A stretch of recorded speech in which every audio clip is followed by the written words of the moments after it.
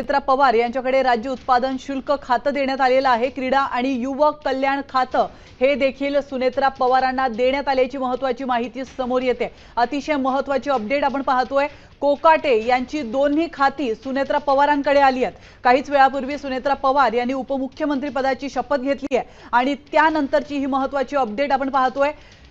याविषयी अधिक माहिती देण्यासाठी आपले प्रतिनिधी गणेश कवडे आपल्यासोबत जोडले गेलेले आहेत। गणेश, कोकाटे यांची दोन्ही खाती देखील आता सुनेत्रा पवारांना देण्यात आली आहे, काय अधिक अपडेट्स?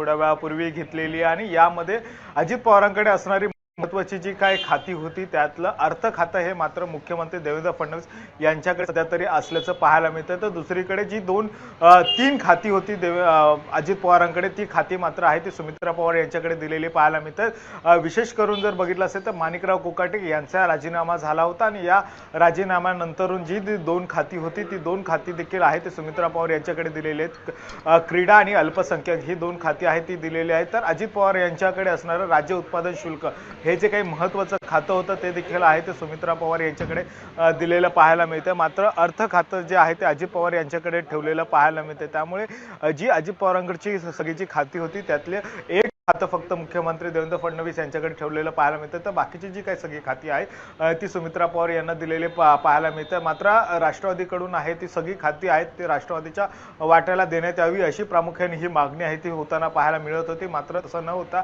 अर्थ खातं आहे ते मुख्यमंत्री देवेंद्र फडणवीस यांच्याकडेच असल्याचं पाहायला मिळतं। कारण की 23 तारखेपासून खरं तर बजेट आहे, अर्थसंकल्पीय अधिवेशन आहे आणि यामध्ये राज्याचं बजेट देखील आहे ते मांडायचं आहे आणि यासाठीच कुठेतरी आता लगेचच हे खातं आहे ते दुसरं कोणाला देणं शक्य नाही अशाच पद्धतीचं सध्या तरी चित्र पाहायला मिळतं आणि यासाठीच कुठेतरी आता हे अर्थ खातं आहे सुद्धा मुख्यमंत्री देवेंद्र फडणवीस यांच्याकडे ठेवलेलं पाहायला मिळतंय। त्यामुळे येणाऱ्या काळामध्ये हे खातं नेमकं कुणाकडे जातंय का हे देखील पाहणं गरजेचं आहे।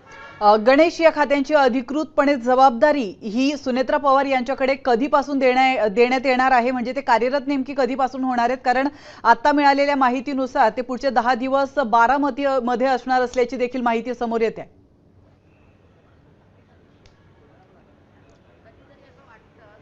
नक्कीच सुमित्रा पवार यांना ही सगळी खाती आहेत ती जबाबदारी देण्यात आलेली आहे। मात्र आता सुमित्रा पवार यांच्याकडून हा पदभार नेमका कधी स्वीकारला जातो हे देखील पाहणं गरजेचं आहे। कारण की काही विधी आहेत त्या बाकी आहेत अजित पवारांच्या आणि त्यासाठी सुमित्रा पवार पुन्हा एकदा बारामतीकडे आहे ते रवाना होताना पाहायला मिळणार आहे आणि त्यानंतरून 10 दिवसानंतरून ह्या खरं तर सुमित्रा पवार आहे ते मुंबईत येतील, त्यानंतरून उपमुख्यमंत्री पदाचा पहिला पदभार घेतील आणि त्यानंतर त्यांच्याकडे जी काही खाती आहे ती सुपूर्द केलेली या खात्यांचा पदभार देखील आहे ते घेताना पाहायला मिळणार आहेत। कारण की अजित दादांकडे जी काही महत्त्वाची खाती होती सगळी खाती सध्या तरी त्यांच्याकडे दिलेली आहेत। मात्र सगळ्यात महत्त्वाचं खातं होतं ते म्हणजे राष्ट्रवादीकडचं अर्थ खातं, मात्र ते अर्थ खातं आता सध्याच्या स्थितीला तरी मुख्यमंत्री देवेंद्र फडणवीस यांच्याकडे असल्याचं पाहायला मिळतं आणि त्यामुळे बजेट नक्कीच गणेश, धन्यवाद तुम्ही दिलेल्या महत्त्वपूर्ण माहितीबद्दल। तर आपण पाहतोय कोकाटेंची देखील दोन्ही खाती आता सुनेत्रा पवारांकडे असणार आहे। मात्र या खात्यांचा पदभार ते अधिकृतरित्या कधीपासून सांभाळतील या संदर्भात अधिक माहिती मिळू शकलेली नाही। महाराष्ट्रातील सर्व बातम्यांचे विश्वासार्ह व्यासपीठ, सकाळच्या सर्व सोशल मीडिया प्लॅटफॉर्मला लाईक, फॉलो आणि सबस्क्राईब करा।